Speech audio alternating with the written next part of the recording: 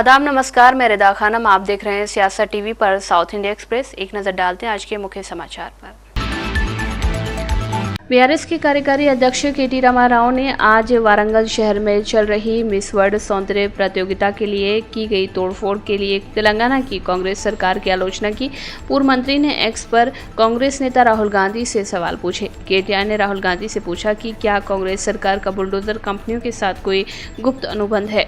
BRS नेता ने पूछा कि लोगों के घरों और आजीविका को नष्ट करने के इस निरंतर अभियान के पीछे क्या है। वारंगल में तोड़फोड़ क्यों की जा रही है। लोगों से कहा जा रहा है कि ये आज आने वाली मिस वर्ल्ड प्रतियोगिताओं के लिए मार्ग को सुंदर बनाने के लिए है। ये कितनी हास्यास्पद बात है कि आप खुद को प्राजब वाला कहते हैं। महलों में भव्य रात्रि भोज और दिखावे पर 200 करोड़ से अधिक सार्वजनिक धन खर्च करने के बाद आपको अपने राक्षसी बुलडोजर के नीचे गरीबों की जिंदगियों को कुचलने का सहारा लेना पड़ा। केटीआर ने कहा कि वो बेशर्म कांग्रेस सरकार से जवाब मांगते हैं। मिस वर्ल्ड प्रतियोगिता को लेकर कांग्रेस सरकार पर बीआरएस द्वारा किए गए हमलों की श्रृंखला में ये नवीनतम हमला है। राज्य सरकार मई के आखिरी सप्ताह तक रबी सीजन के लिए 4 से 10 एकड़ जमीन वाले किसानों को रायतु भरोसा वितरित करने की तैयारी कर रही है। सूत्रों ने बताया कि मुख्यमंत्री रेवंत रेड्डी ने वित्त विभाग को आवश्यक धनराशि की व्यवस्था करने का निर्देश दिया है। मुख्यमंत्री अगले सप्ताह रायतु भरोसा पर समीक्षा बैठक भी बुला सकते हैं, जिसमें वितरण प्रक्रिया पर और स्पष्टता की उम्मीद है। राज्य सरकार ने रबी सीजन के लिए रायतु भरोसा के तहत 26 जनवरी गणतंत्र दिवस पर धनराशि वितरित करना शुरू किया। भुगतान का दूसरा चरण 5 फरवरी और तीसरा चरण 11 फरवरी को किया गया। पहले 3 चरणों में 4 एकड़ तक के किसानों को शामिल किया गया था। चौथे चरण में सरकार 4 एकड़ से अधिक के किसानों को लाभ देने की योजना बना रही है, जिसमें 10 एकड़ तक के किसानों को भी चरणों में शामिल किया जाएगा। रायतु भरोसा के तहत कांग्रेस सरकार ने बीआरएस शासन के रायतु बंधु के तहत दिए जाने वाले 5,000 रुपए से बढ़ाकर 6,000 रुपए प्रति एकड़ प्रति सीजन कर दिया है। रेवंत रेड्डी ने 31 मार्च तक सभी किसानों को भुगतान पूरा करने का वादा किया था। हालांकि सरकार समय सीमा से चूक गई और भुगतान केवल 4 एकड़ तक के किसानों तक ही पहुंचा। मार्च के बाद से इस योजना के लिए कोई और धनराशि जारी नहीं की गई है। पूर्व मंत्री टी हरीश राव ने तेलंगाना के किसानों के सामने आई कई गंभीर समस्याओं पर दुख जताया है, क्योंकि बेमौसम बारिश ने पूरे राज्य में धान की फसल को नुकसान पहुंचाया है।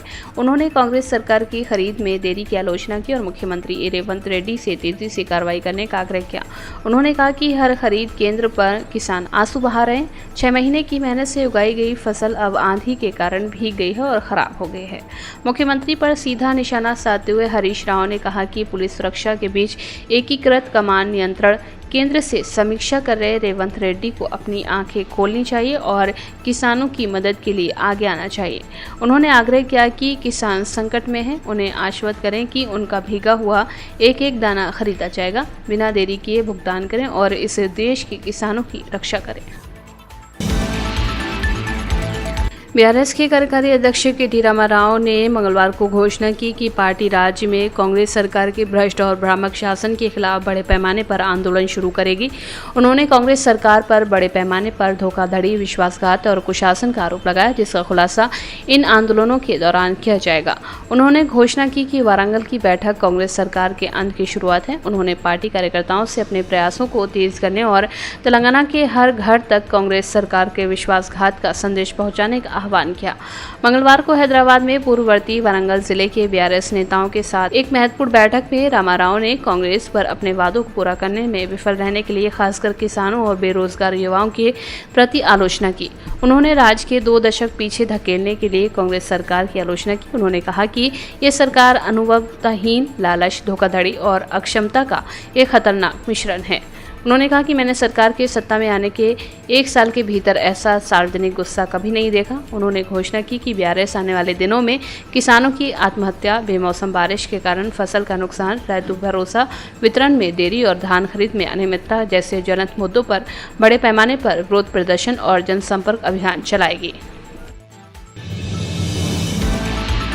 आंध्र प्रदेश भारत का सबसे निवेशक अनुकूल स्वच्छ ऊर्जा केंद्र बनकर उभर रहा है। राज्य मंत्री नारा लोकेश ने अनंतपुर में देश के सबसे बड़े एकल साइट अक्षय ऊर्जा परिसर के शुभारंभ से पहले कहा कि परिसर 1800 मेगावाट और 1 गीगावाट पवन और 2000 मेगावाट बैटरी ऊर्जा भंडारण प्रणाली उत्पन्न करने के लिए 22,000 करोड़ रुपए के निवेश के साथ आ रहा है। अक्टूबर 2024 में आंध्र प्रदेश सरकार द्वारा शुरू की गई एकीकृत स्वच्छ ऊर्जा नीति के तहत ये पहली बड़ी परियोजना है जो स्वच्छ ऊर्जा निवेश के लिए संरचित प्रोत्साहन और फास्ट ट्रैक अनुमोदन प्रदान करती है। लोकेश ने दावा किया कि ये भारत के अक्षय ऊर्जा क्षेत्र के लिए ऐतिहासिक क्षण होगा। इस परियोजना के साथ रिन्यू आंध्र प्रदेश में फिर से प्रवेश करने के लिए तैयार है।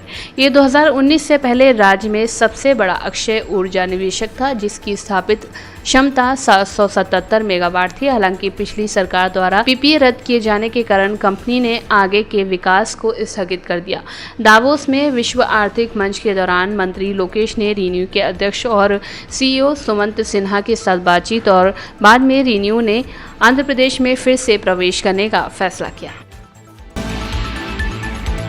कर्नाटक सरकार 15 मई 2025 को ग्रेटर बेंगलुरु गवर्नेंस एक्ट 2024 को लागू करेगी। ये एक्ट 2021 के बीबीएमपी एक्ट की जगह लेगा जो मौजूदा नागरिक निकाय को कई निगमों में विभाजित करता है। कर्नाटक की मंत्री दिनेश गुंडू राव ने कहा कि बेंगलुरु के शासन में लंबे समय से जरूरी सुधार आखिर साकार हो गया है। ग्रेटर बेंगलुरु के बनने से मौजूदा बीबीएमपी क्षेत्रों और बीबीएमपी में शामिल होने वाले क्षेत्रों से बेहतर सरकारी संरचना होगी। बेंगलुरु इतना बड़ा हो गया है कि यहाँ के लोग मुख्य प्रशासकों का ध्यान आकर्षित नहीं कर पाए। छोटे निगम होने से ये सुनिश्चित होगा कि नागरिकों और प्रशासकों के बीच बेहतर संचार हो। इससे शहर की समग्र योजना बनाने में मदद मिलेगी। मध्य प्रदेश के मुख्यमंत्री मोहन यादव ने कहा कि मुख्यमंत्री बनने के बाद मैं दूसरी बार बेंगलुरु आया था।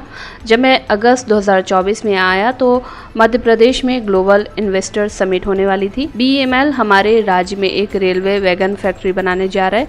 मध्य प्रदेश में रेलवे के क्षेत्र में काफी काम हुआ है। ग्लोबल इन्वेस्टर समिट हमें मान के चलता हूँ कि मध्य प्रदेश में भी हमारी रेलवे वैगन का कारखाना इस प्रकार से बीईएमएल बनाने वाला है। तो मैं आज यहाँ निरीक्षण करने भी आया। 2100 डब्बा आज हमने लोकार्पित किया है। यशस्वी प्रधानमंत्री श्रीमान नरेंद्र मोदी के नेतृत्व में रेलवे में तो अद्भुत काम हुआ है और रेलवे के लिए सभी प्रकार की हमारी अलग अलग कंपनियों ने जो काम किया है ये मेड इन इंडिया का सबसे उत्कृष्ट उदाहरण है। हम विदेश की तरफ देखते थे जनरल कोच के लिए भी, आज हमारी मेट्रो से लगाकर वंदे मेट्रो तक मेड इन इंडिया का ये दृष्टिकोण सभी क्षेत्रों में, वो मुझे बताऊं कि इन सब बातों से भारत आगे बढ़ता है। मेरी अपनी और सभी अधिकारियों को बधाई। और हमारी अपने मध्य प्रदेश से कर्नाटक का एक नया संबंध बनेगा। आगे आने वाले समय में ऐसे कई कामों में हम परस्पर एक दूसरे के अंदर राज्य के विकास के दरवाजे खोलेंगे। मेरी अपनी ओर से बधाई। साउथ इंडिया एक्सप्रेस में बस इतना ही। मुझे दें इजाजत। आप बने रहें सियासत टीवी के साथ।